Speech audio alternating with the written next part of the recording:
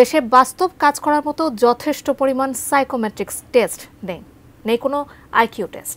এ নিয়ে উদ্যোগ নেওয়া প্রয়োজন বলেন প্রাথমিক ও গণশিক্ষা মন্ত্রণালয়ের উপদেষ্টা অধ্যাপক ডাক্তার বিধান রঞ্জন রায় পোদ্দার। সকালে ঢাকা বিশ্ববিদ্যালয়ের টিএসসিতে সাইকোমেট্রিক্স বিষয়ক দ্বিতীয় আন্তর্জাতিক সম্মেলনে কথা বলেন তিনি। বলেন দেশে সাইকোমেট্রিক্স কাউন্সেলিংয়ের বিষয়ে সচেতনতা তৈরি হলেও আরও বাড়ানো প্রয়োজন। জানান দেশে এই বিষয়ে যথেষ্ট গবেষণারও অভাব রয়েছে। প্রাথমিক শিক্ষক নিয়োগের ক্ষেত্রে সাইকোমেট্রিক টেস্টের উদ্যোগ নেওয়া প্রয়োজন জানিয়ে প্রাথমিক ও গণশিক্ষা উপদেষ্টা আরও বলেন তার আগে বাংলাদেশের জন্য উপযোগী টেস্ট ব্যবস্থা গড়ে তোলা দরকার।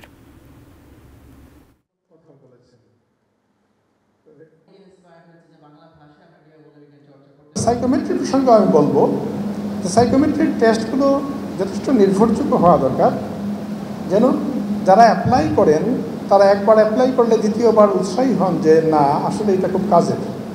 এইটা একটা বিষয়। তো একদিকে হচ্ছে আমাদের দেশের উপযোগী করে টেস্ট ডেভেলপমেন্ট করা, আর আরেক দিক দিয়ে হচ্ছে মানুষকে অ্যাওয়্যার করা যে আসলে আমাদের এই টেস্টগুলোর অ্যাপ্লিকেবিলিটি কোথায় এবং করা দরকার।